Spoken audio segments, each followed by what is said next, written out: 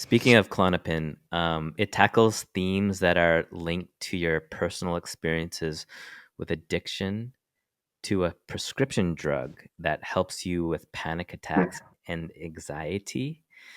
Can you recall the Yeah. journey that ultimately led to writing the song? Yeah, absolutely. I was prescribed Klonopin, an anti-anxiety medication, around Christmas of last year, and it was just for this time period where I was really, really struggling.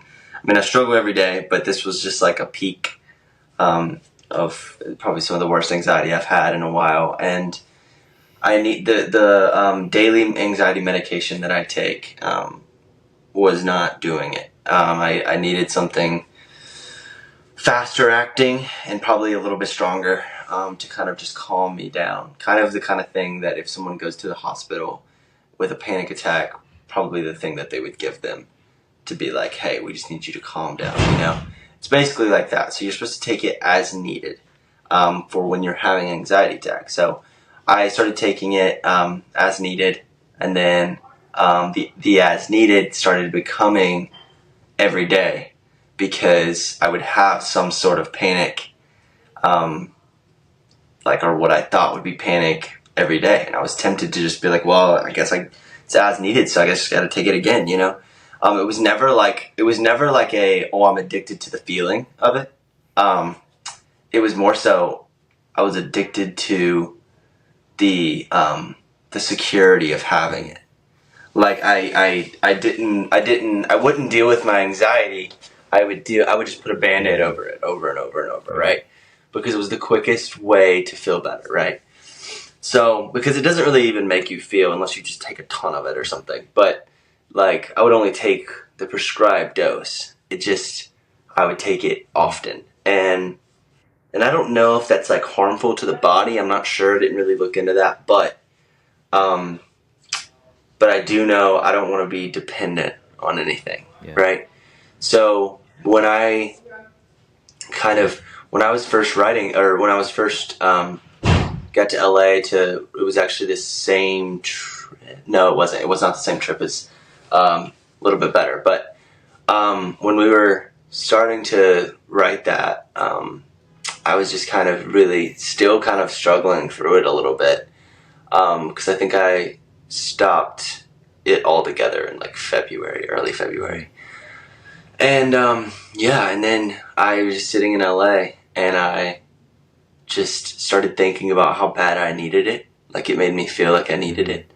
And that's where like I actually just wrote by myself like I need you like water, I need you like a child needs a father, and like a stitch in my skin, it's almost a fix till I bleed again. Like all these things, this toxic relationship with something, Mm. right? But I didn't necessarily even want to say Klonopin yet, and so what we ended up doing was putting Klonopin in the song like one or two times, and it's in the very end of it, so that the whole song, you know, I didn't want to put it first line so people were like, oh, well, this doesn't relate to me, Mm-hmm. right? I wanted people to be able to use this song to tackle and help with their own addictions, whether that's alcohol or a person, even like a toxic relationship, Mm-hmm. you know? So, yeah, that was kind of my journey with the unspeakable word. Yeah. But, Connor, Yeah. I was like, is it like when I first saw the word out, is it Klonopin or is it Klonopin? Like it was a little bit of a tomato yeah, I tomato type of know. thing. But Yeah, it might be actually. You might oh be really? right. But I've heard people say both. I think, or no, I've only heard Klonopin, but it's never been by a medical Oh, okay, got professional. it. So I could be completely wrong, and everyone else I know could be completely wrong. But I think it's Well, Klonopin. I'll go with But Klonopin. Um, what are some of the moments? I mean, for everybody it's different. I have my own sort of things too, like but that leads you to the point of the levels of anxiety that make you want to take the pill. Like is it like a worry of social interaction? Is it public speaking, or is it like what was your thing that kind of triggered? yeah, mine's every time I tell people this, it's just it's kind of. a weird thing. I feel like because it's not as common. It's not more common types of anxiety. I have anxiety around my health, like my physical being. So, and it started kind of with just the feeling of a panic attack, not knowing what that was. Like I just had a panic attack, probably just because of stress and being scared of something. Something triggered it, and I didn't know what it was. But really, what the anxiety is around now is those physical symptoms of the panic attack. Because when you have a panic attack, it's different for some people, but some people's hearts race. Mine like skips a beat or flutters, right? And then there's like, the sweating, that kind of thing. There's the impending doom in your chest, the feeling of like you're like this throat sensation feeling that's just like, oh my gosh, I'm gonna die, like something's off. And so that feeling, those physical actual feelings that I was having and still have are the thing that causes my anxiety. So if I feel something like a typical, like where someone might be like, oh, my arm hurts right now, like my anxiety will try to take over and be like, well, why does your arm hurt? I wonder if that's, your left arm, it's heart related maybe, or this. And so it's just a downward spiral. And Klonopin relaxes me to the point where I don't have those physical symptoms. So that's why I would take Yeah. it. That's why it would be like, hey, like I would get into this state of like, oh my gosh, I'm lightheaded, I'm dizzy, like I'm like, is this it? And then I would just take a Klonopin and it would be like, I would kind of forget about it. I would kind of just like go on with my day. And sometimes it made me a little bit sleepy, so I was able to like just sometimes like take a nap for 30 minutes, but it wasn't like a shot of Benadryl, the Yeah. purple, the purple Benadryl. But yeah, no, yeah, that's kind of what would lead up. So I know it's a little different, um, but yeah, that's kind of the type of anxiety that I deal with. How are you dealing with the anxiety now that you're not taking it? Do you have an alternative solution, alternative Yeah, prescription? I yeah, I actually don't have an alternative. I got off of it because really the only thing that works like Klonopin would be Xanax or Ativan, and they're all the same thing. So it's like, they just have different lifespans. You know what I mean? Like shorter, longer, whatever. So, and they're all I don't know, benzos Yeah. basically. So, and they're all just like not Hmm. great. So I got off of those, or I got off Klonopin completely, and then um, it's basically been me. It's been hard. It's been really hard, but it's basically been me prioritizing my mental health more. Because with Klonopin, I could kind of just take Klonopin when I'm stressed and anxious, and then treat my body and treat myself like crap the rest of the time, and I could get by, right? But like for me, I feel like now it's forced me to address the issue, Hmm. face it, right? Go to Hmm. therapy, talk about it. Um, and so therapy has really helped me. I guess that's what I would say my alternative is.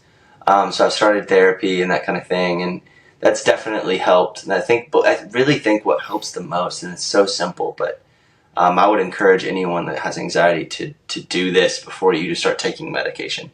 But it sounds so simple, and it sounds like this won't work. But genuinely, I feel like a lot of our anxiety these days comes from what we're putting in our bodies. And are we getting enough sunlight? Are we getting enough exercise? Are we getting the right amount of vitamins for ourselves, Hmm. right? So, because the best mental health I've ever had since I even started this whole anxiety journey when I was working out every single Hmm. day and I was eating very clean, eating good foods, and I was staying away from any sort of alcohol, stuff like that, as when I felt the Yeah. best. So that's what my first piece of advice would be to anyone before the doctor's like, hey, we're going to stick you on a daily medication that you can't get off Hmm. of. Yeah. Right? So that would be my first piece of advice because it really is so important and it takes I didn't realize how much that part of it is dependent Yeah. on, you know? That's so good. Does you mentioned you just came off tour. Does the anxiety of getting on stage and performing for a theater full of people affect you, or is that more like therapy for you? Um, I definitely have some anxiety, but I'll be honest, because of the way my anxiety presents itself in like the health form or whatever, I don't really have social anxiety. I don't actually, I think actually it's so funny, I think one of my anxiety triggers and symptoms is being too social.